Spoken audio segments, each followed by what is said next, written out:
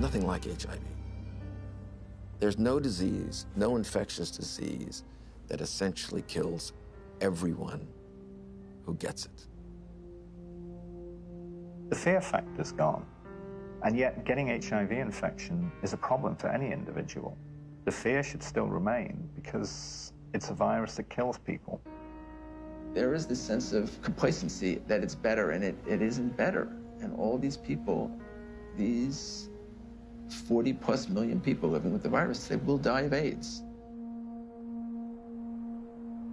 Over the past 3 decades, humanity has rallied together for the AIDS cause. People from all walks of life have united across all social and economic boundaries, joining hand in hand for one common purpose: to end AIDS. And I want you to say the name of the person you're walking for. I'm walking for Robert Johnson. I'm walking for Rock Hudson. I'm walking for everybody that isn't here to walk for themselves.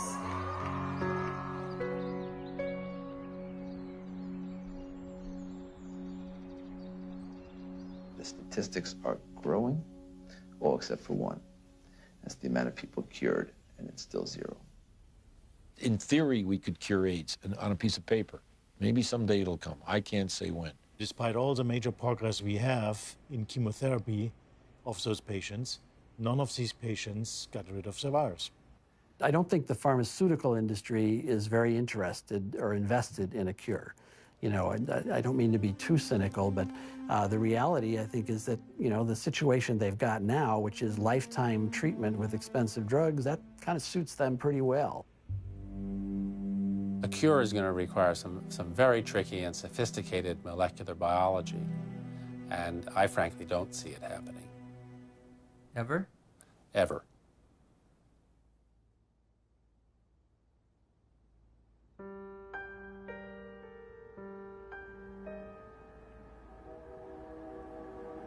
I was born in 1980, a year before AIDS exploded onto the public consciousness.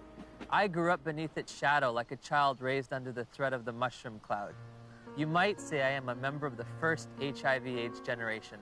I've never known a world without it. This film is an account of my journey through the shifting sand surrounding HIV/AIDS. AIDS has been front-page news for nearly 30 years. Yet how much do any of us really know about HIV and AIDS?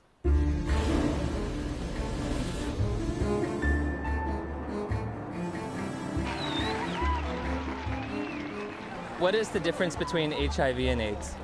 I don't know exactly. HIV is wow. HIV 是它的病毒，那 AIDS 是那个病，所以两种是完全不一样的东西。AIDS is the actual disease. I don't know really. I don't know the difference. I know HIV is less deadly. Pour moi, il y en a pas forcément. Enfin, c'est vrai que j'établis pas de différence entre les deux. What would you say is the difference between HIV and AIDS? There is not a big difference, is it? HIV/AIDS is just the starting point. HIV is a virus. The actual virus is AIDS. People around the globe were just as confused as I was. So I sought out the world's leading HIV/AIDS authorities, among whom were the discoverers of HIV, the key White House advisor on AIDS issues, and the executive director of UNAIDS' global response to the epidemic. Meeting with these distinguished experts, I candidly asked, what is the difference between HIV and AIDS? The difference between HIV and AIDS is a really critical concept, and unfortunately it's one that seems to escape a lot of people, or just they don't remember it after hearing it. HIV is a virus. AIDS is a syndrome caused by infection with the virus. So you don't get infected with AIDS, you get infected with HIV, and that causes AIDS. The biggest problem with the HIV theory of AIDS is HIV. There is a group of AIDS denialists that say that HIV does not exist and has never been isolated, which is as bizarre as it gets. We do not say that HIV doesn't exist. What we say is that the presently available data does not prove the existence of HIV. The reality is that HIV does exist and does cause AIDS. I mean, the evidence is incontrovertible. HIV causes AIDS. All right, that's a theory that's there. Let that theory be there. But let's have some other conversations. Let's have some other research. Let's have some other funding. Maybe something else is working here. No. Why nearly 3 decades since its discovery does there continue to be debate over HIV? Why is there no cure in sight? To answer these questions, I needed context. The past is prologue, so my journey begins with a step back in time.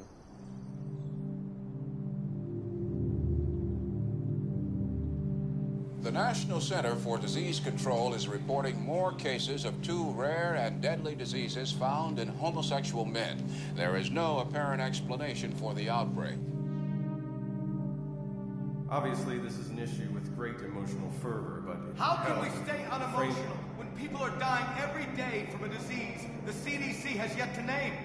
For crying out loud, if the CDC won't name it, at least demand the press stop calling it GRID. Well, unfortunately, I have to take credit for coining the term GRID, which stood for gay-related immune deficiency. We were seeing a cluster of gay men who were suddenly critically ill of pneumocystis pneumonia, which was the indicator disease of something new, and reported our findings to the CDC.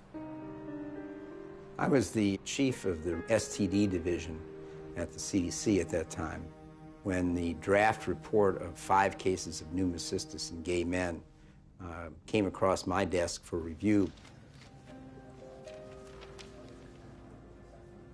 Shortly afterward, cases of a very rare cancer called Kaposi sarcoma were diagnosed in young gay men. My first reaction was, this is an extraordinarily important finding. The CDC was looking for something like that when it came along. They were looking for it already. They were hoping there was going to be a new plague because polio was over. The CDC's budget was getting decreased. This is back in like the early 80s. There was double-digit inflation, a very high unemployment, a rapid military buildup, and a threat to decrease all domestic programs. And this led to reductions in force in the public health service, particularly the CDC. The Center of Disease Control, CDC, in Atlanta was under threat for reduction and even theoretically for closure. There were memos around the CDC that says, we need to find a new plague. For them to justify their expenses and their existence and make their careers, they have to find infectious diseases. We need to find something that'll scare the American people so they won't give us more money. Once people recognized that this was likely caused by a virus, the media attention went from no news coverage to the most covered news story in history. People went from neglecting it to fear and panic. Maybe I can get it. All of a sudden, AIDS was a very fundable project, and I suppose the psychology they worked on was the fact that they thought, well, in Congress, essentially this is white, straight, heterosexual men who are the congressmen, and if they feel they can't fuck around without being worried about AIDS, they're going to let the dollars out. And it worked. Suddenly there was a lot of money available for anybody who wanted to study HIV. And nobody ever looked back and said, why do we want to study HIV? Bob Gallo said on television, causes AIDS. The evidence shows that this disease is not merely confined to the gay community. I motion to call the disease Acquired Immune Deficiency Syndrome, AIDS. In 1982, Dr. Harry Haverkos was one of the Centers for Disease Control's epidemiologists tasked with defining AIDS. AIDS refers to a syndrome, and its definition changes periodically.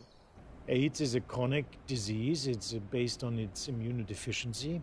AIDS is not a disease, right? AIDS is a whole lot of different things. Depends on what country you're in. When your CD4 count falls below a certain arbitrary level, by definition, you have AIDS. You know, when someone's count goes down and then it goes back up again, it's, politically they may still have AIDS. Medically, I don't think they do.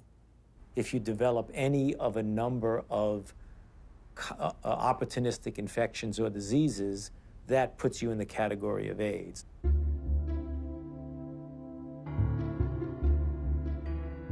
We don't even know what AIDS is. AIDS is so hard to define because they change the definition of it every year. The definition of AIDS has broadened over time. It was revised in 1985, and then again in 1987. The changes in the definition have been political. Every time they change the definition, the numbers go up. The definition has changed many times. The biggest change was probably in 1993, which they then, added the CD4 count and HIV, and, so you could not even be ill, but if you had a CD4 count consistently below 200, you now had AIDS. A closer look at the Centers for Disease Control's documents reveals that AIDS numbers actually declined in 1993, but a retroactive definition change increased the estimates by more than 100%. The more diseases they could lump into this AIDS syndrome, S stands for syndrome, the better the chances are they get patients under that umbrella, the more patients they could catch. As time goes along, definitions get used for a variety of issues, and some of those are not based solely on scientific decisions, but politics and capitalism and reimbursement comes into play. For example, a person with hepatitis C, even say here in San Francisco, if you've got hepatitis C and only hepatitis C, you're shit out of luck. Having an AIDS diagnosis, I get a free apartment. The city of San Diego pays my apartment. I can have the state of California pay for many medications related to HIV. I get Social Security benefits. I can get discounts on my supplements at the local health food store. I also get food stamps and in-home supportive cleaning services. So I was basically a healthy person walking around, and I had all these wonderful little perks, You get all these benefits, that we fought for and got. But the end result has been a sort of an imbalance. We succeeded, and I'm glad we did, but it is a little unfair. Politics, insurance, capitalism, benefits, you can be sick or healthy. I never would have thought that AIDS was so convoluted. Right. Well, as I said, that has changed. How you define that scientifically has changed quite often. Which just makes it difficult to, for the lay people to understand. It makes it difficult for me to interpret the numbers. Africa is purported to have the highest incidence of AIDS cases on the planet. So I trekked to South Africa to witness firsthand the impact of AIDS on that troubled continent.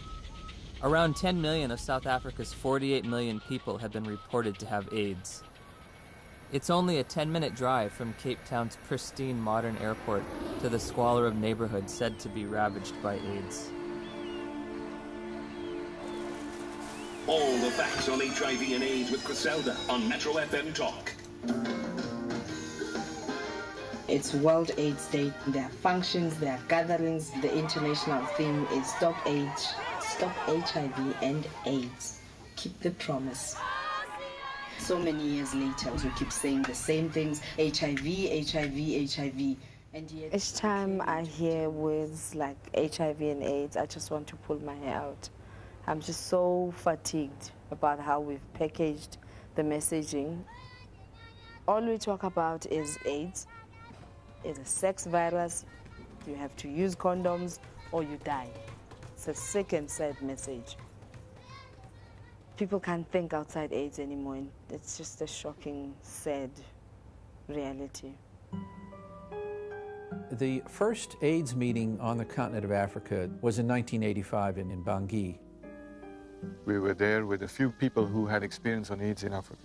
And one of our problems was, how can you diagnose AIDS in Africa in the absence of very sophisticated laboratory support? Even though by 1985 there was a HIV test, most of Africa didn't have access to it. So one of the things that we did in that meeting was to sit down and hash out the so-called Bunge criteria for the diagnosis of AIDS in Africa. The idea was, what would be a simple way for a clinician to look at a patient and say that this patient likely has AIDS? We say somebody who has a combination of certain signs and symptoms like major weight loss. And if you have a combination of that, you can say this is probably somebody with AIDS. They wanted a clinical case definition where they could decide that someone had AIDS just by looking at weight loss and persistent fever and so on. It gave something to clinicians in Africa to diagnose AIDS. And that helped in the overall effort to count cases, because we needed to know what was the impact of the epidemic. They could discover AIDS all over Africa at that point.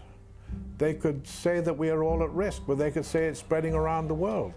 They could say it affects women as much as men, because almost anyone in an African hospital could be diagnosed with AIDS without having to do the HIV test at all. Whole nations have been led to believe that, in some instances, that they've got large percentages of their population infected and doomed because of this supposed sexually transmitted virus. It's such a tragedy.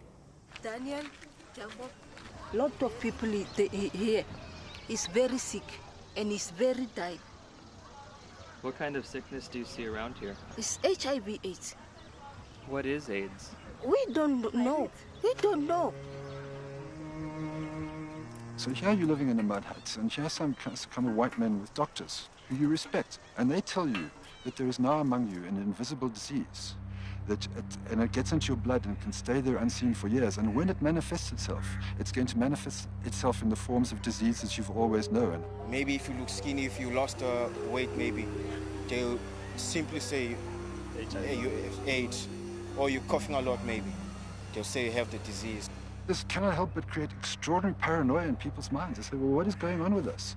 My neighbor next door he's got malaria. Does that mean that he's actually got this dreadful disease that the whites are talking about?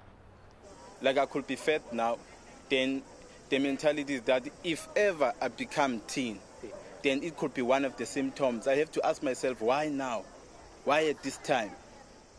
Dr. Christian Fiala argues that many doctors have misused the Bunge definition. In the era before AIDS, we had to admit we don't know the diagnosis and we could hypothesize. But nowadays, what doctors do is, well, if we don't know what it is, it must be AIDS.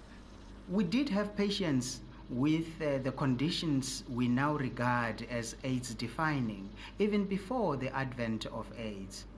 People could have TB and not have HIV and fulfill the Bunge criteria. They'd lose weight, they'd have TB, and they could look like they have AIDS when they don't. Is this Bunge definition still being used today? I'm fairly certain that in many parts of Africa where there's still little or no testing available, that definition is still used, and I wouldn't be surprised that it's used in the poorer parts of Asia.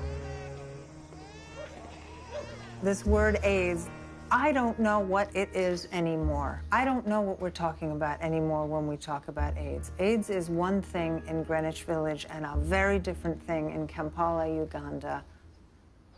I visited the World Health Organization's website searching for answers and discovered there are currently more than 12 different definitions of AIDS worldwide.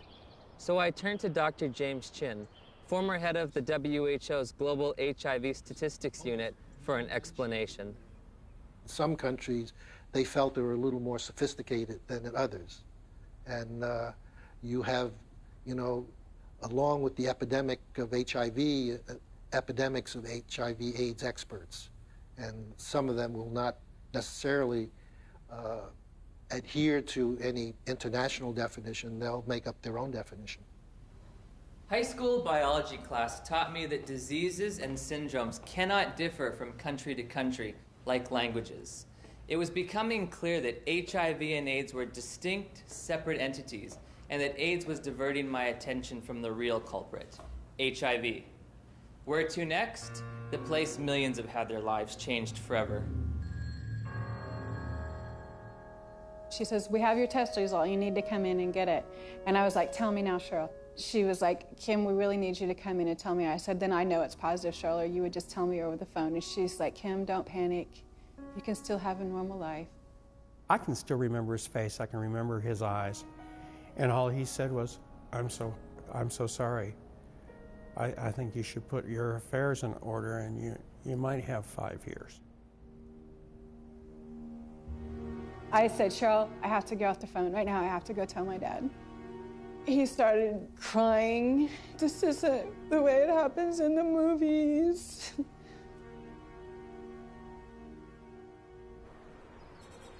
It's 7 a.m. here in Johannesburg, South Africa, and I'm a little nervous because I'm about to go in for my first HIV test. Have you ever gone in for an HIV test? No. No. No. No. Yes, I have actually, a few years ago. Were you nervous, apprehensive? I was, very frightened. The nearest testing center wasn't in a hospital or in a doctor's office, but on the main concourse of a bustling train station, beneath a few portable tents. HIV testing facilities are everywhere, from street corner kiosks to shopping malls. I'll be tested with a rapid test, which looks for antibodies to HIV. So, have you ever tested for HIV before? No. Except no. Never. It's the first time. First time. Wow. Is this your questionnaire? Yes. Okay. These tests claim to be HIV tests. I'm going to read from a section that says limitations of the test. The specificity of the Reveal Rapid HIV Antibody Test for blood specimens in low-risk populations has not been evaluated. They don't know, in their terms even, how well this test is going to work in people they don't want it to work in, low risk. We don't think you're at risk. Tell me about your sex life. My sex life? Us? Since you haven't exposed yourself, lied, sex, you're not homosexual, you're gay, you know your story. Yes. Let us go and find out.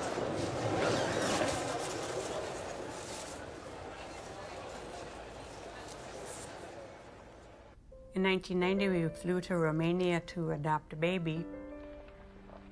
We found Lindsay, and she was only 2 weeks old. I can still remember that feeling, just holding Lindsay for the first time, thinking, now my dream is going to come true. I'll have one of those children. Before we left Romania, we had to make sure that she didn't have HIV. We had to find a doctor, and he did the test, and it came back negative. We flew home just after Christmas, 1990, and thought we had it made. So I'm going to do a test which comprises of 2 test kits. These 2 test kits are from 2 different countries. Why you are putting them being 2, you want them to confirm each other. Can they be 2 different outcomes? Then this one is a determiner which is going to give us the final results.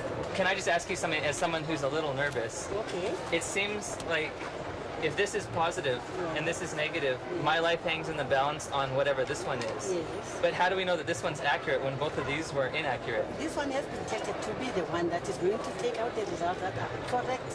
Oh, so this one is more accurate than these 2? Yes, according to what we have learned. So why don't we just use the more accurate one to begin with? Well, you know what? What if now the more accurate one has a discrepancy? How are you going to find out? I don't know. Rapid tests in Germany, it's not allowed for standard diagnostics. May I ask how come you don't use rapid tests for standard diagnostics? Several professional organizations who decide as an expert committee on guidelines how to do things. None of these responsible societies recommend it for scientific reasons. We always say to our clients, even if you have tested here, you can go to other centers and go and test and verify our test. You cannot say we're 100% because you find clients going from area to area doing tests. And they come with stories that I was negative at a certain area, I'm positive with you. How do they decide whether they're positive or negative? We cannot tell because we are using a rapid test. It occurred to me that perhaps the HIV epidemic is reported to be so widespread in South Africa and other poor nations simply because they use these inaccurate tests. There's the saying that if you knew how what sausages are made of, most people would hesitate to sort of eat them because they wouldn't like what's in it. And if you knew how HIV/AIDS numbers are cooked or made up, you would use them with extreme caution. I decided to investigate HIV testing protocols used throughout the developed world. When we're testing people for HIV, the first thing we do is a screening test, and it's usually a test called the ELISA. But there are also now available rapid assays that can be used as screening methods. Because they're faster. And we all know faster and cheaper is more efficient. If an ELISA is positive, it does not mean that the patient is HIV positive. That's a problem. If we're using antibodies as a screening test to tell who's infected or not, very occasionally you can get false positives. So screening tests by themselves should not be used as a definitive measure of infection. That's why we use a screening test to pick up all the cases, but we use a confirmatory test to eliminate any false positives. Take it easy. I'll pierce at the side. It should be emphasized that most of the developing world uses only screening tests to confirm an HIV diagnosis. There are no confirmatory tests. Time now is 25 past. At 22, the results will be out, which is going to be 15 minutes. 9 days after returning home, Steve and Cheryl's pediatrician ran a battery of tests on Lindsay, including an HIV test, even though Lindsay had tested negative for the virus in Romania.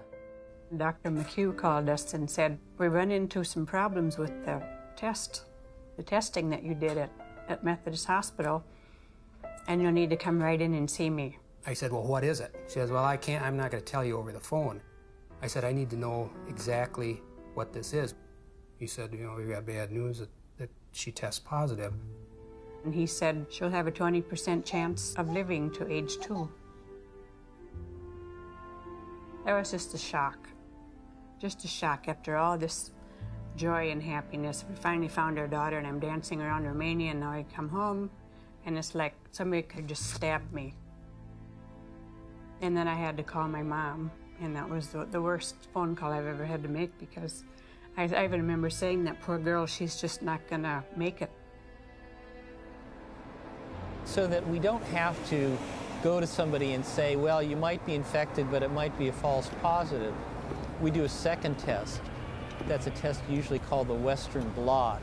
In 1992, when I was told by my doctor that I was HIV positive, that was only a verbal admission to me. She didn't give me the written paper that came from the lab that tested my blood. I found out that it says this indicates possible infection by virus. There can be mistakes from the antibody test, and there are conditions that can cause the test to be inaccurate. Now that I've got the package insert for that test kit, it says positive results using any specimen type should be followed with additional testing. But this is the test that they use to confirm with. This has a margin of error done properly that's extremely low. In other words, it's one of medicine's better tests. I don't think the Western blot is a useful diagnostic test. I don't think it's worth doing. Did he give a reason? You know, anybody can say anything. I think it's stupid to drive a car. But come on, you got to give a reason. It's a useful prognostic test. Once you know that someone is infected, then you can follow their antibody response as well with Western blots. I'd say he's absolutely wrong. It has a complete usefulness. You don't need a Western blot. And it's become a dogma in HIV research that you need one ELISA followed by a Western. You don't. You need 2 different kinds of ELISAs made in 2 different formats. Would you ever want to confirm somebody is positive using just ELISAs? No, never. It's against the rules. It's against the recommendations. It's a turbulent sea of argument about how can we use this test? When can we use this test? Why does this test have no standard? We have a group now of about 40 patients that have no detectable virus in their body, but they're not being treated. So the first question is, are they really infected? So the Western blots can have false positives? No, the Western blot was negative too. But they were told they were positive by a lab, yes, that misread the Western blot. Heavyweight champion Tommy Morrison tested positive in 1996. 11 years later, in 2007, he tested negative multiple times, allowing him to return to the ring. There's constant discussion in the community of people who do diagnostic testing and the blood bankers about how to read these tests. When you're looking at this Western blot, how do you determine what is a positive? You need a certain number of bands being present. It depends a little bit on the producer of the test. It depends on the manufacturer. Is there different criteria for what might be a positive? Yeah, there are different criteria from the manufacturer. Thank you for the word. And also there are guidelines from the WHO and UNAIDS. Well, HIV infection is diagnosed with rather now routine laboratory tests, which for which there are criteria for diagnosis established by the manufacturer, FDA. Claudia showed me the package insert that comes with the Western blot. It contains 8 different sets of criteria for diagnosing HIV infection. Because of the different criteria that apply in different countries, you can be considered, you can test HIV positive in one country and be given an AIDS diagnosis as a result of that, whereas in another country you won't test HIV positive and you won't be given an AIDS diagnosis. It's ludicrous that you can be positive in one country and not positive in another. Theoretically, I could be diagnosed with AIDS in the United States, but if I take 3 steps to my right, I wouldn't be diagnosed with AIDS, or I would lose my AIDS diagnosis when I cross the border. In 1992, I was encouraged by a doctor to take what's called an HIV test as a matter of social responsibility, and I was shocked and devastated and horrified when the results came back positive. It was one of those moments that everyone fears their whole life. A week later, I take the same test to an AIDS specialist. He looks and says, "This isn't a positive test. I don't know what this test means." Since a false positive looks like a true positive, how can you ever distinguish whether it's truly a positive or a negative? Well, that's a great question. It's going to be very hard to determine a false positive. So I take the test again, and this time my results come back marked from the lab indeterminate. I'm faced with the decision, do I want to wait 6 weeks to test again or do it right away? I opted for right away. My results that time come back positive. Took it again, came back negative. I took it again, positive. What happens if you're positive on one criteria but negative on another manufacturer's criteria? How do you decide who's infected and who's not? You will use the most sensitive criterion.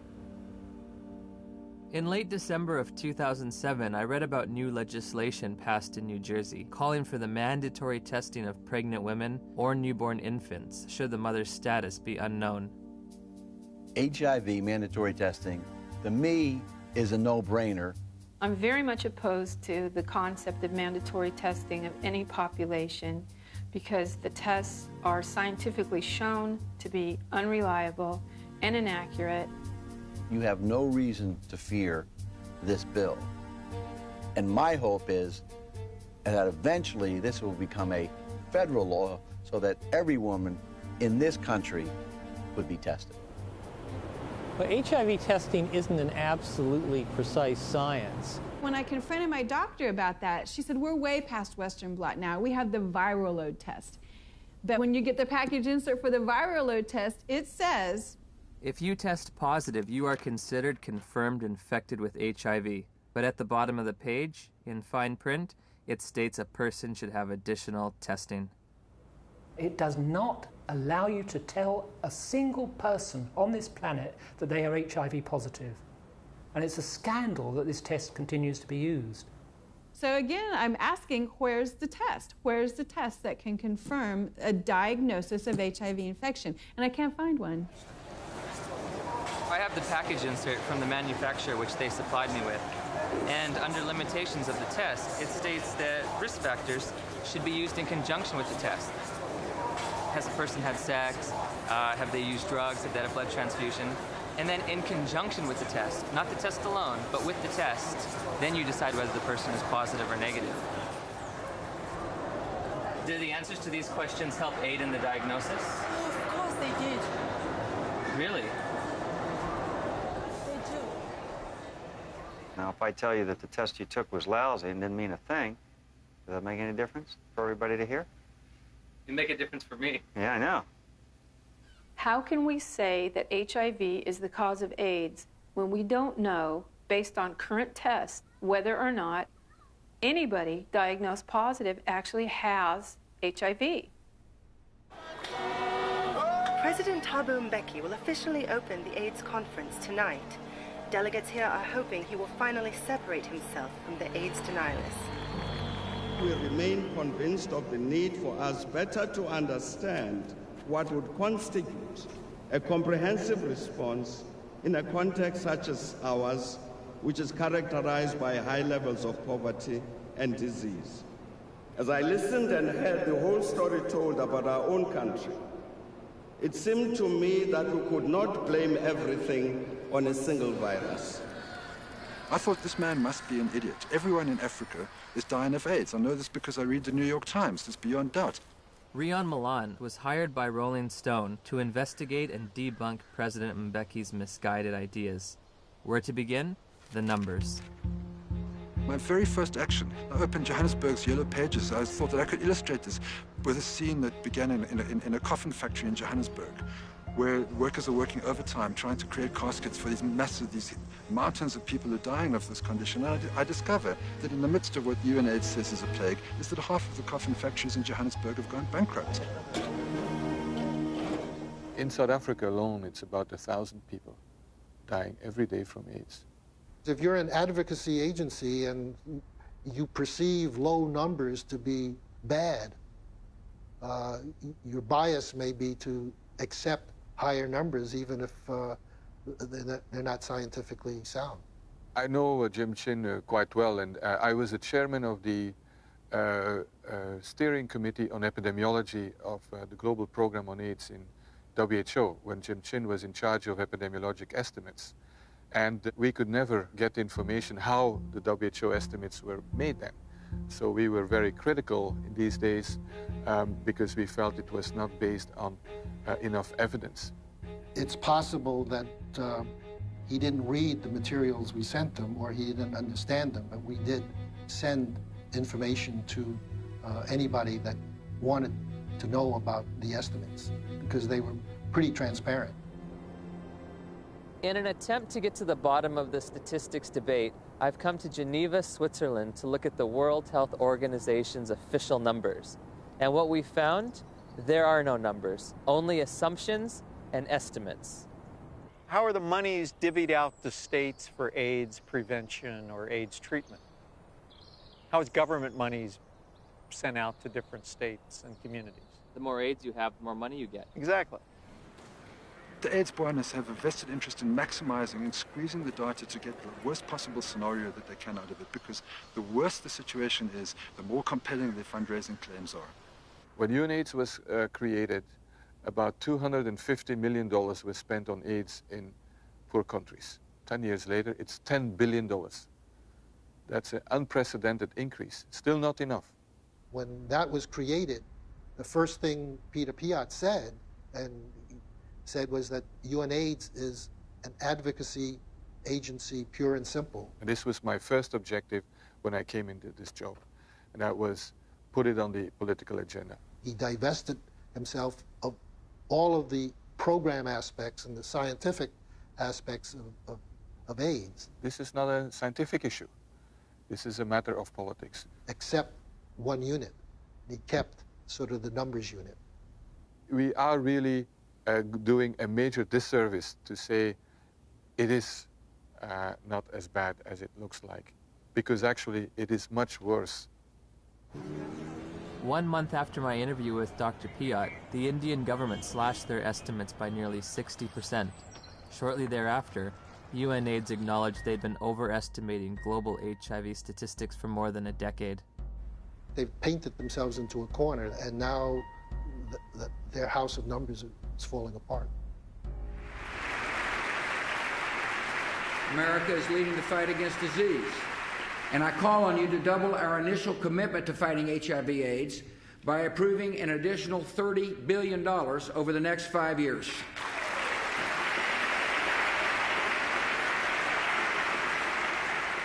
Noble corruption, misuse of statistics, in order to convince people that there's one hell of a problem out there, guys, and we've got to go and do something about it.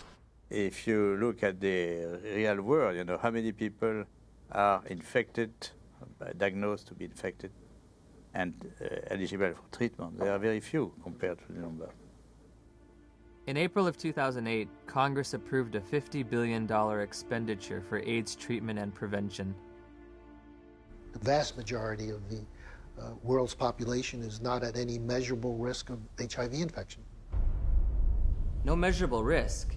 Growing up in the age of AIDS, I was taught there were 3 certainties in life: death, taxes, and contracting HIV from unprotected sex. If you don't use a condom, there's a lot of chances that you can actually get the killer disease that is AIDS. I did a study of the heterosexual transmission of HIV in California, and we recruited individuals who were infected with HIV. Then we recruited their sexual partners, and we looked at whether transmission, in fact, had occurred. Padian runs a study. It's a 10-year study with the world's most virulent, terrifying sexually I mean, this thing jumps, off of penises into vaginas miles away. How many of them do you think, after 10 years, with the world's most terrifying, virulent, sexually transmitted disease, came up positive? Nobody. Nobody. Nobody who was negative came up positive. 0. I think HIV is more difficult to transmit than than a lot of, probably most other sexually transmitted diseases.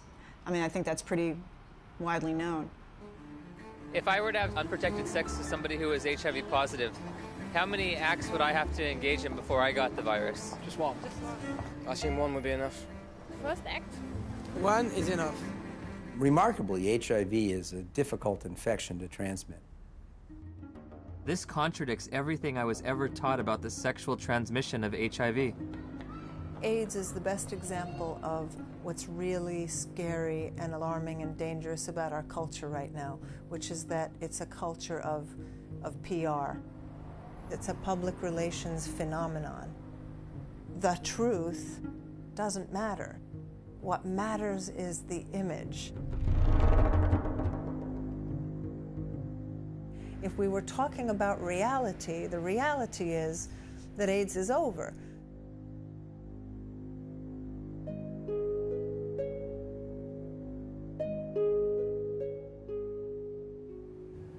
Somebody decided in the early 80s that there's this infection called HIV. And upon deciding that, I don't think it was debated enough. In 1983, Dr. Luc Montagnier and his team of researchers identified what they thought might be the cause of AIDS. I really was excited because we knew it was a new type of virus, not shown before in men, and very likely to be the cause of AIDS. Of course, at that time, we didn't have the full proof of what's the cause of AIDS. That initial work was rapidly reinforced by additional virology and serology studies in Bob Gallo's lab in Washington. Gallo got pushed by the Reagan administration that wanted to do something on AIDS finally. They literally told us to just close CDC's lab down. We don't care about it. There's a bunch of gays, who gives a shit? And that was really their whole story. So the whole thing that they rested their political response was, well, we discovered the virus. Good afternoon, ladies and gentlemen. The probable cause of AIDS has been found. Credit must go to our eminent Dr. Robert Gallo, who directed the research that produced this discovery.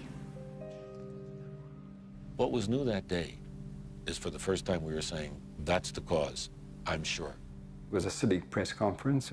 There was not evidence then that HIV was the cause of AIDS. It wasn't called HIV. There was certainly evidence that he didn't discover it. It was discovered in France. The conference was held before any of Robert Gallo's papers were published, therefore before any other scientist had a chance to review them and look at the evidence and see if he got it right or wrong. Gallo's philosophy was to have people to whom he would give the virus be in his own control, so that any information that came out of that would come through him, so that he got all the information. Indeed, often put his name on publications and would, quote, collaborate with them. But should you have any broader view other than his personal glory and your personal glory, this was not a scientific pursuit in any way. The U.S. Department of Health and Human Services decided from now on, we are only going to fund AIDS research that assumes that Robert Gallo's virus is the cause. I didn't think that HIV in 1984 was the cause of AIDS. That's why I did the study comparing gay men with Kaposi's and gay men with pneumocystis. I assume there must be something else. If you go read my paper from 1985 that Kern and Jaffe would not sign on to, I actually lay out the cofactor hypothesis in that paper.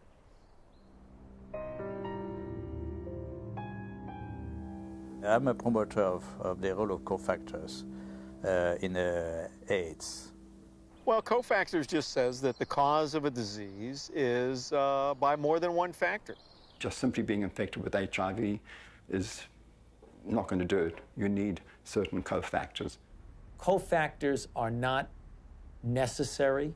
Dr. Fauci would say HIV causes AIDS without the need for anything else. That's kind of ridiculous. The data that indicate that any different type of infection like mycoplasma or something like that is a necessary cofactor, I believe those theories have been debunked. What the fuck does he mean? Sorry. What's it? Sorry, what does he mean that there are no cofactors? Where's he coming from? There's cofactors for everything. Cofactor implies something specific. And it really gets us off into tracks that are wandering. Gallo isn't gonna change his mind. But he's probably 70 years plus now. He's gonna remember things. You know, we all remember things that are good for us, and we forget the bad things. The cofactors are important to really understand how people get ill, why they get ill. What is asked of an AIDS journalist is to deny an existing reality, which is a strong, growing body of dissent on a scientific question. In August of '92, my dad had just read his latest National Review, and there was an article in there about Peter Duesberg, a maverick cell biologist. He said he didn't think HIV caused AIDS. To deny that this well-identified, well-characterized virus is linked with AIDS is, to my mind, just potty. He said, I can't replicate this in my office. I can't get this virus to do anything. We thought, oh my gosh, my dad is really daydreaming. He's trying to wish this all away because he knows how upset we are. Just wish it all away, and you know, everybody will be gone happy. If Fauci would say, here's $1 billion for alternative theories of AIDS, you wouldn't believe what's going to happen. A lot of HIV researchers overnight would start cofactors. The first year they would call them cofactors of HIV. And the next year, the co would be topped and HIV would be topped a year later. Peter is highly intelligent. He did excellent work. I mean, no wonder he got a full professorship in Berkeley and was nominated to the American Academy of Sciences. But I told him very frankly that he's killing people with his theories, and I still stick to that. They attack him, they attack his ideas, and they present some bogus way of refuting what his science has said that doesn't really refute it. Peter Duesberg? Yes. Oh. They're all prostitutes, most of them, my colleagues, to some degree, even myself. You have to be a prostitute to get money for your research. You're trained a little bit to be a prostitute. But some go all the way. In light of all this scientific uncertainty, I asked Dr. Fauci for evidence linking HIV to immune deficiency disease. When you put the combined findings of the initial characterization as a distinct retrovirus isolated by Montagnier and his group, together with Gallo linking the virus to being the cause of AIDS, and they put those things together, and that's how we have a confirmation of the causative agent of AIDS, namely HIV. Still unclear about the evidence for HIV's existence, I decided the best way to verify it would be to actually see it.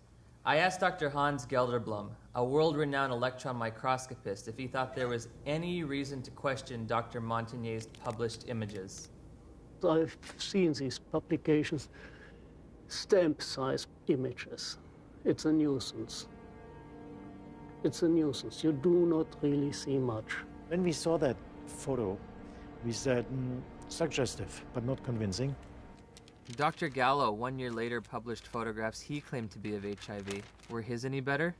These pictures were not so impressive. They were not much better than Montagnier's images. It's one thing to look like, and another thing is to be a virus. In 2002, I stumbled across an article by Valander Turner and Andrew McIntyre of the Perth Group in Australia, and it questioned whether there's ever even been found a virus. I became consumed with researching this. I could read from morning till night every day, and every link to another link, and I would email to these people and say, where's the test? I want to know. Am I dying? Am I contagious?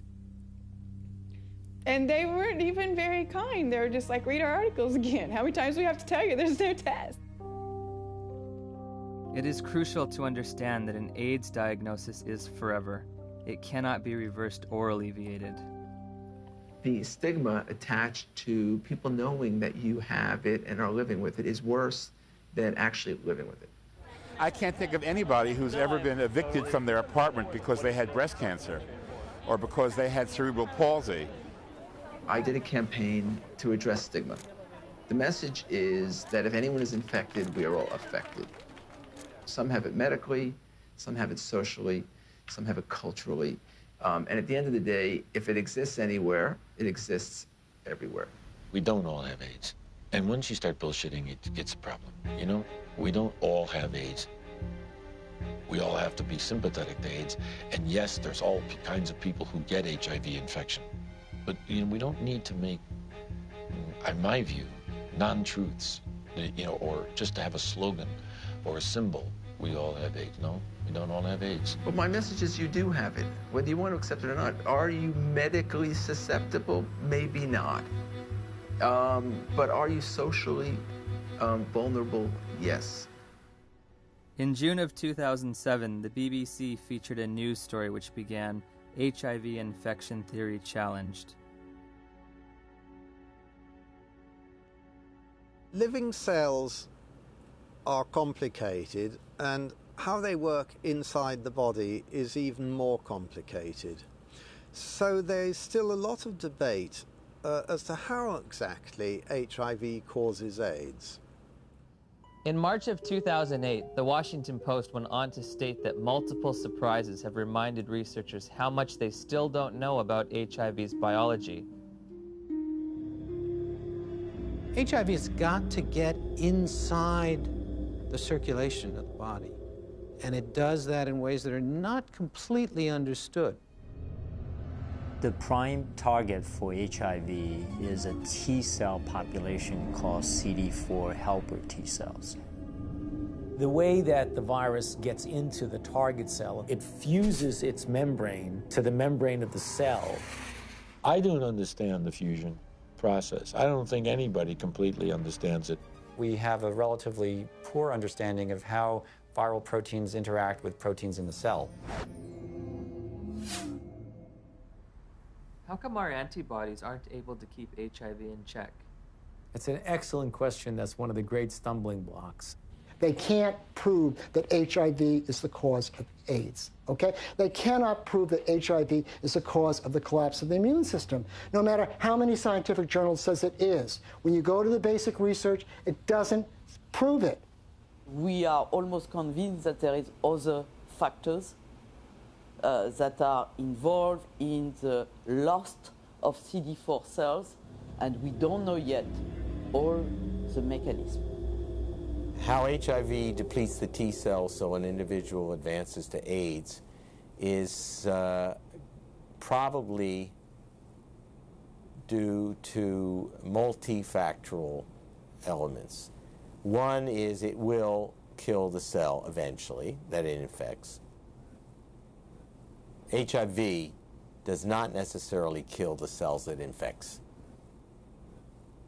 Some T cells are directly killed by HIV, and other T cells keep the virus in check. It's a silent state within the cell, and I think in many cases these cells can return to a normal function. Can that cell return to a normal state? I don't think so. When I was told I was HIV positive, I accepted that on a very deep level. But only by having the courage, the open minds, and the open hearts to answer these questions are we ever going to know how to help people, how to do what we need to do to help people. In late 2007, Science Daily reported that 3 prominent research teams had published papers in the Journal of Immunology challenging the theory that the sudden loss of T cells triggers disease and AIDS. The details of HIV pathogenesis, how HIV kills people, are still being worked out. If the sudden loss of T cells in HIV-positive individuals can't explain why people get disease, then there must be cofactors that cause people to get sick and die, or factors that have absolutely nothing to do with HIV. While researching HIV hotspots, I began to realize there is a direct correlation in these places with another condition that leads to immune deficiency and death. I think it is important to keep in mind, especially for us in the West, that poverty is not a romantic issue. It is a deadly issue. Poverty leads to diseases and premature death, period. When you look at the symptoms that they talk about, for people that are HIV positive, you find that some of them, they are more related to malnutrition. Their nutrition is not very equilibrated. They are in oxidative stress, even they are not infected with HIV. So their immune system doesn't work well already. People are hungry, they're underdeveloped, there are no hospitals, there's no proper medical care. You take away poverty, you're giving people an ability to fight infections. These are toilets. Yeah. We don't have flushing toilets. When flies get into the toilets, they actually come back to touch our food, you see. And look, we need to take that food. And we don't know which infections are there. How do you expect people must survive in these places? Look there.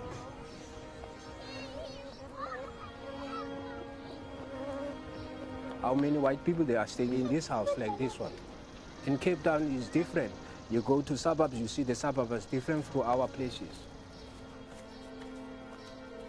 Why have we done nothing for African people, just like give them clean water so they don't die in infancy of diarrheal disease and stuff like this? All we care about is HIV, AIDS. Well, question, well, there's money in it. There has to be, other dynamic working to lead public interest to the African situation and ignore clean water, sanitation, malaria. I mean, things that kill people. This is the beginning of a war. It is a war to reclaim our health. In 2008, USA Today published a news story that stated, if we look at the data objectively, we are spending too much on AIDS. About $10 billion a year is spent on AIDS, while 2 billion people live with no sanitation. 1 billion lack access to clean water. And malnutrition kills someone every 10 seconds. These factors enable diseases to thrive and severely weaken the immune system of those living in such squalor. If we were to take all that money and put it towards developing poor countries, God would be so proud of us, indeed, because we would have taken away the major challenge that's facing humankind, and that is people dying in silence. It's slow, painful deaths from being scared of something that was just packaged as AIDS. Could it be that the real epidemic is extreme poverty, not HIV? On the other hand, HIV allegedly occurs in the United States as well. So I looked for alternative causes of immunodeficiency in this wealthiest of nations.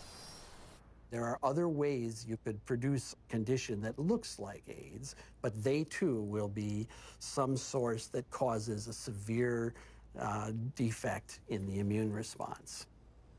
19 million Americans now, 19 million are taking illicit drugs every day. But we don't talk about this. This is politically incorrect. There have been a number of theories as to what the origin of HIV/AIDS is. One of them was a theory that certainly turned out to be completely incorrect, that it's a lifestyle phenomenon. The large epidemic of STDs in general in the late 70s, and particularly in gay men in San Francisco, New York, Los Angeles, were meccas of the new lifestyle, which came from the liberation in the post-Stonewall era. The more partners you could have, the more you were striking a blow for gay lib. I remember talking to one of the people who was at the forefront of that lifestyle. It very much felt like if you did have another bout of syphilis or gonorrhea, whatever it might be, that it was like a notch, a victory notched up for his right to exist as a gay man. I went on a vacation to Los Angeles, and it wasn't that wild, but one night I went to a bathhouse. I came home with, get this, at the same time, syphilis, gonorrhea, and 2 forms of parasites. I have no views about that, you know, in a judgmental kind of sense, but certainly from a public health point of view, that's kind of a prescription for disaster, because AIDS first occurred in these men who were not healthy for reasons that were obvious to everyone. You're talking thousands of partners, sometimes hundreds, per month, lots of antibiotic use, lots of drug use, and the result were people were getting pretty sick. There's a drug called amyl nitrite that was developed in the 1850s and 60s. Came in ampules, and they became known as poppers because you'd pop them when you open these ampules up to sniff them when you had coronary artery disease. The first AIDS cases, for example, that Mike Gottlieb reported were all 5 gay men. They were young. They all used poppers. Poppers, something you walk around huffing all night. I mean, it says flammable, fatal if swallowed on the side of the bottle. They're walking around huffing it all night long. Why? Gives you a great rush. Poppers was a sex drug. They were in every gay bathhouse, every bar, every porno bookstore across the nation. Poppers were visible on the dance floor in the discos. At the end of an evening, the bartender would announce, last call for alcohol, last call for poppers. It was like a mad, wonderful kind of a dance that was being done. But if you think that can happen forever, you're wrong. Whether or not HIV exists, whether its role in a weakened immune system is almost irrelevant when you compare it to what was going on at that time. The lifestyle explanation proved politically unacceptable, but the virus explanation proved very, very acceptable to many different parties. Pneumocystis pneumonia and Kaposi sarcoma were the hallmark diseases for AIDS in the early years. To go back and deconstruct it and say, what exactly did cause pneumocystis carinea? I remember the first patient that I ever saw, my resident brought me to see a young gay man with pneumocystis pneumonia. I knew a little bit about the use of poppers or amyl nitrite inhalants, and I started asking the patient if he used them, and it turned out that he was a very heavy user. of amyl nitrites, and much to the surprise of my students, I said, I think the man probably has destroyed his pulmonary immune system by inhaling this toxin. What exactly caused Kaposi sarcoma? We know that now. It was amyl nitrite. We saw KS decline, interestingly parallel to the decline in popper use. We now know that Kaposi sarcoma is caused by a second virus, the human herpes virus strain 8. To rescue comes another virus. As always, when you're in trouble, you find another virus. If one wants to look at really what causes this, we've got to look beyond just HIV and just beyond HHV8. Calling it a disease, see? And to give it that name, AIDS.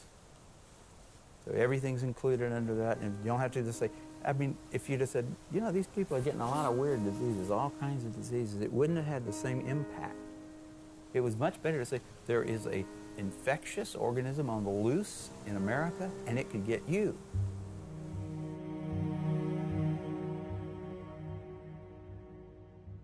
I had interviewed the world's leading HIV experts and discovered that the two benchmark diseases of AIDS have alternate explanations. Once again, I turned to Dr. Gelderblum, seeking proof of HIV's existence in the most recent images available. Here, you do not see anything about the details, but I would say it's probably a virus. These are HIV here? Yeah. Oh, so are these HIV too? Yeah, yeah. Everything's Probably. Probably. Yeah. What can I tell you? You know, I mean, it exists. Gallo said he had all these viruses, and it was a lie. I think HIV totally has turned out not to be the cause of AIDS. HIV has turned out not to be. Gelderblum's images, said to come from isolated HIV cultures, provided no proof for HIV's existence. So I asked Nobel laureate Dr. David Baltimore and Dr. Robin Weiss how they would isolate and photograph this elusive virus. Well, didn't Dr. Gallo do that? I mean, he actually isolated it, so... Yeah. I mean, why should I do all of this? This is all textbook stuff you're asking me. I'm not quite sure what's behind your question about isolation. I don't want to be your textbook, you know? Okay. I got other things to do. They're embarrassed. The scientists have been embarrassed about this. They know that it's flawed. In 1987, the CDC made two mind-boggling changes in the definition of AIDS, which are in effect today. You can be diagnosed with AIDS without ever having an HIV test. In 1987, I had a lesion on my arm, and it was KS, Kaposi sarcoma. The doctor diagnosed you with AIDS without an HIV test? Yeah. You can be diagnosed with AIDS if you've tested negative for HIV. Alvin Friedman Keene found 16 patients with Kaposi sarcoma among gay men in New York City in the 80s. They did not have HIV infection. Yet they had AIDS by our definition, right? In a World Health Organization publication, Dr. Chin writes, "It should be emphasized that the surveillance definitions for AIDS were not intended to be reliable indicators of HIV infection." If you have thousands of documented cases of AIDS without HIV, how can HIV cause AIDS? Why do you believe that HIV does cause AIDS? Because that's all the information that I've been given. Because we've never been taught anything different. We have read it, heard it. Because that's what the scientific community has told us. Scientists are supposed to observe, experiment, and reason from what they observe. They're not supposed to grab hold of an idea and cling to it and adjust everything else in their perceptions to fit that idea. I think an HIV positive test means that your life is forever changed. You have a whole new battery of things to consider for yourself. What does it mean to me? It's very hard to find anyone who supports you when you say, I don't think I'm going to die of HIV or AIDS. The typical model of HIV equals AIDS equals death. How invested am I going to be in that model? Everyone who's infected with HIV would like to deny it. I mean, it's a bad prognosis. It means you're going to take drugs for the rest of your life, et cetera, et cetera. So there's people who want to say, I'm one of the people who tested positive, but I'm not going to get the disease. Do I start treatment? Treatment meaning the antiviral drugs, if ever? We started taking Lindsay to a doctor at the Children's Medical Clinic. She gave us a prescription for retrovirus syrup, which is AZT. It was so important for us to get something to help our baby that we sat on the floor in the pharmacy and gave her her first dose.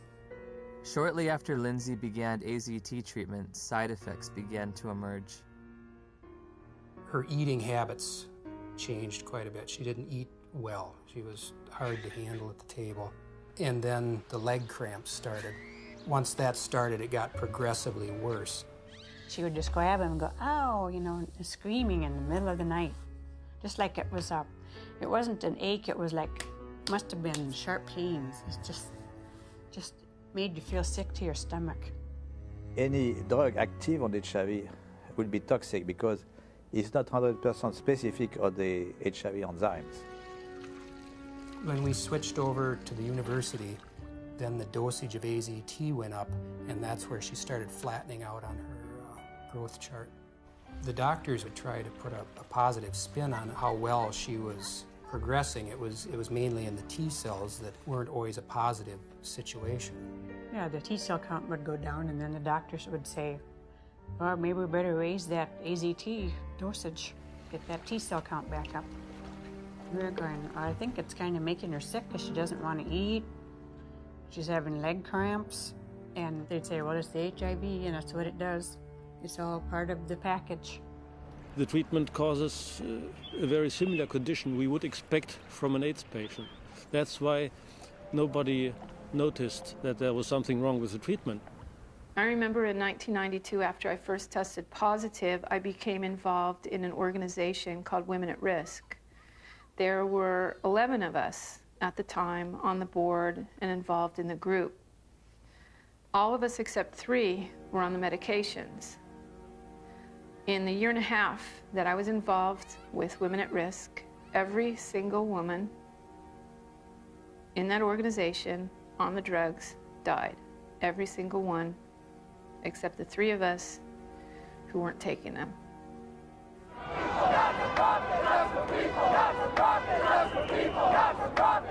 We weren't just given handfuls of AZT, we demanded it. AZT should be praised. Where is your humanity? We considered the FDA not giving us these things as being anti-gay instead of being responsible. And so we went and we lobbied and we pushed for all these things, and we didn't think clearly about what it was we were asking for. It's like that saying, be careful what you ask for, it may come to pass. That's the very reason why everybody believed HIV is a deadly virus, because the HIV-positive patient at that time got a deadly treatment. Despite the billions spent on the drug, tens of thousands of people with AIDS have died. And now a growing number of studies are questioning the drug's usefulness.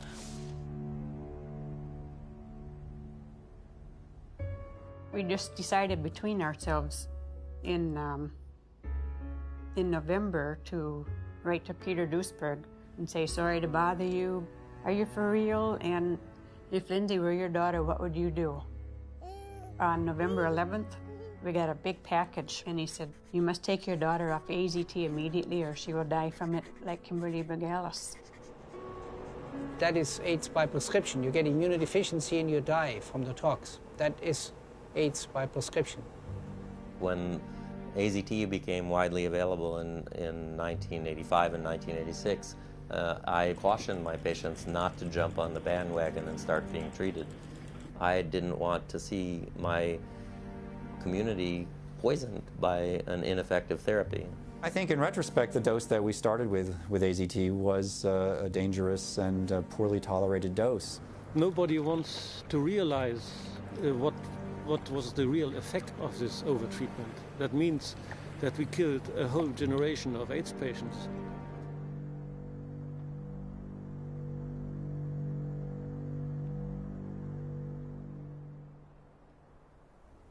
In '96, David Ho announced highly active antiretroviral therapy. Also known as the cocktail, because the treatment combined the newly developed protease inhibitors with older HIV drugs, such as the chemotherapy drug AZT. That was a revolution. What was an 100% fatal illness now could be treated. The AIDS medication today is not that toxic than it was in the early days. And it's a potent drug regime. That means it kills almost everything. I play around with treatment interruption because I think the drugs are toxic. And if I do the drugs continuously without interruption, I think that they'll have a cumulative damage. In the years that we've been using the cocktail, we've found that there are lots of side effects. In South Africa, I spoke to a couple of pharmacists specializing in HIV treatment. How often do you see side effects in patients? Yeah. All the time? All the time. Almost all the time.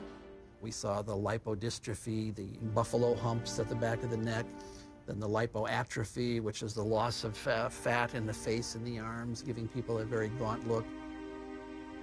The risk of heart attack seems to be increased in people on these drugs. With what we have now, the side effects eventually are going to outweigh the benefits. So patients really do better for the short term, but in the long term, they die also. In 1994, Audrey Serrano tested HIV positive. While initially healthy, she was prescribed AIDS drugs which nearly killed her and left her scarred for life. In December 2007, after multiple negative tests, she was awarded $2.5 million in damages. Some people are very fortunate. They don't have these side effects, but many people do. So prolonged treatment is impossible. I know people that are like horses, have no impact with some drugs, no side effects, and somebody else falls apart. The new generation of antiretroviral drugs are less toxic. They can be more tolerated. But for how long? I agree. We cannot give a treatment for life. It's not like insulin, you know, it's something which is toxic. Has a patient ever died from the side effects? Yeah, sometimes it happens. AIDS drugs are all classified as black box drugs. A black box drug is the most severe warning that our FDA will put on a product. It means you could die taking this because other people have died taking this. My sister Joyce was my best friend.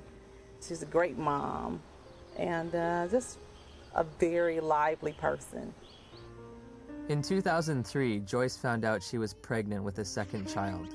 She was offered an HIV test as standard prenatal care by her obstetrician. She called me at work and she was like, I got something to tell you. And I was like, well, what is it? She said, I'm HIV positive. So I took a deep breath. I said, well, it's not the end of the world. And she said, well, Nell, I met this doctor today and he's a specialist. And he says that there's some medicines I can take that'll keep my baby from being HIV positive. Nevirapine Warning. Severe life-threatening skin reactions, including fatal cases. One morning, she was covered in these welts and this rash. It was all over her face. It was all over her chest, all over her arms, her hands. When they're talking about a rash that can kill you, they're talking about a drug that targets the actively replicating cells in your dermis, in your mucosal layers, in your intestine, and stops them from working. And what happens? Goodbye skin. I would never take them. I don't have a problem with other people taking them, but I, as Griselda Kananda personally, looking at the side effects that they come with, looking at the toxins that they present in my body, not now, not ever. I have patients tested in 1985. They were all advised to take treatment, but they declined the treatment for different reasons. Because they didn't want to take toxic drugs because they were feeling well at that time. And how are they doing today? They're still living. Healthy? Yeah. Once we came to the conclusion that this was the drug that was causing this problem, irregardless of what the HIV was going to do, she was going to come off the drug no matter what.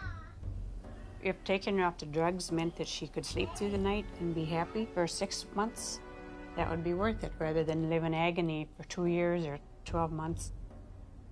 You hear a lot of doctors, you hear a lot of educators in AIDS, you hear a lot of people talk about it is probably the drugs that are going to kill us before the disease does.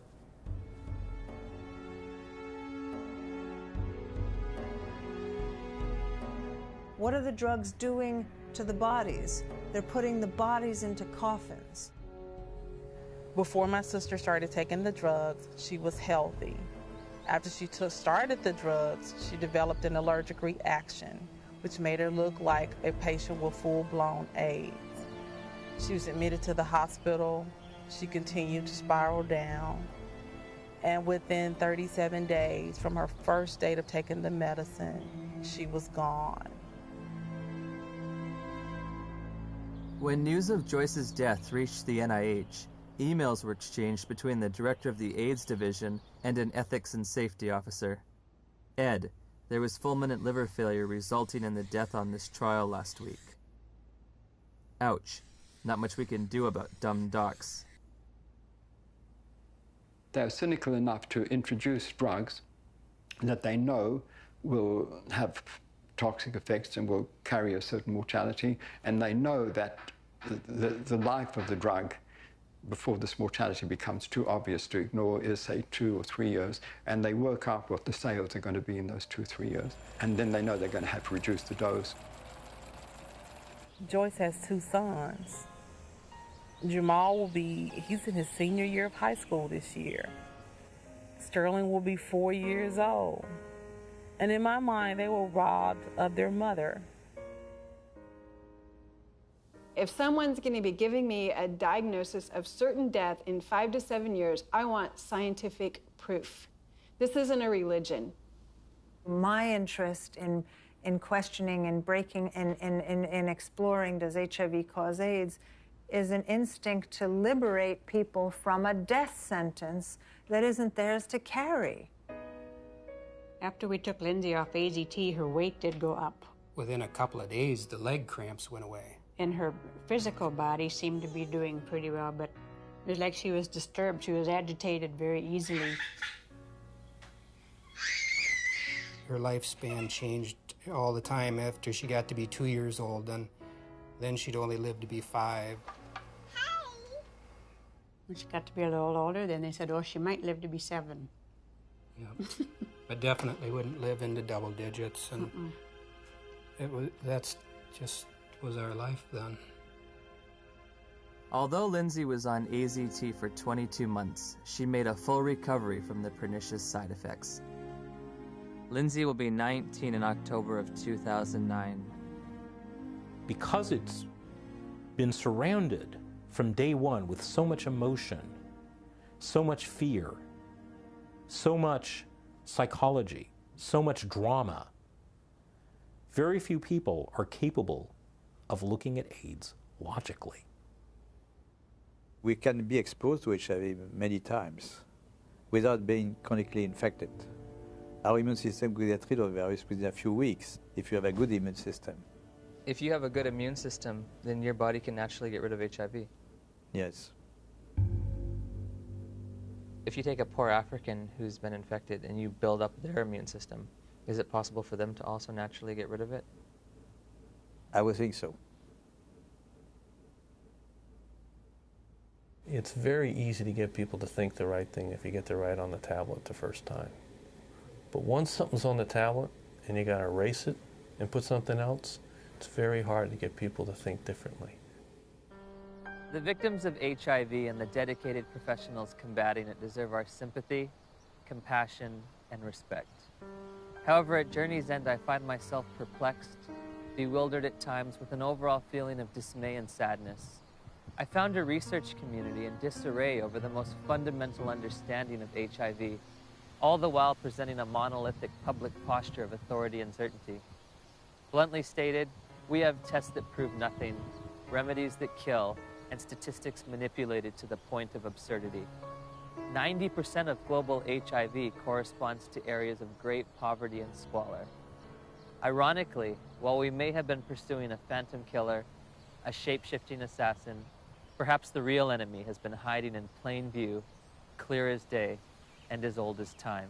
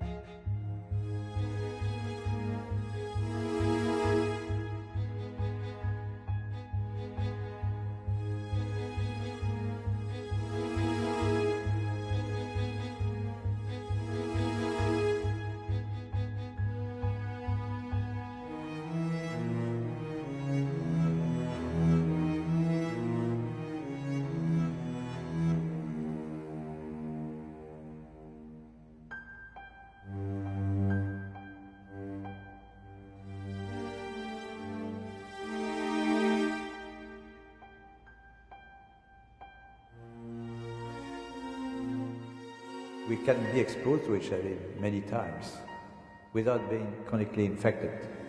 Our immune system will get rid of the virus within a few weeks if you have a good immune system. If you have a good immune system, then your body can naturally get rid of HIV. Yes.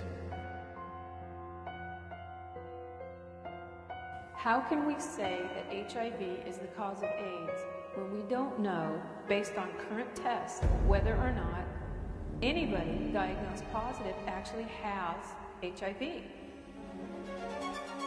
Some people are very fortunate. They don't have these side effects, but many people do. So prolonged treatment is impossible. Called CD4 helper T cells. What the fuck's he mean?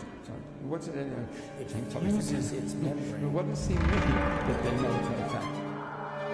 Where is he coming from? There's factors for everything. So the membrane of the cell. There inside cells, virus grows and makes more of the cells. Gallo isn't gonna change that. is put out in the circulation, finds other CD4 He's cells gonna remember to infect. There is an ongoing battle.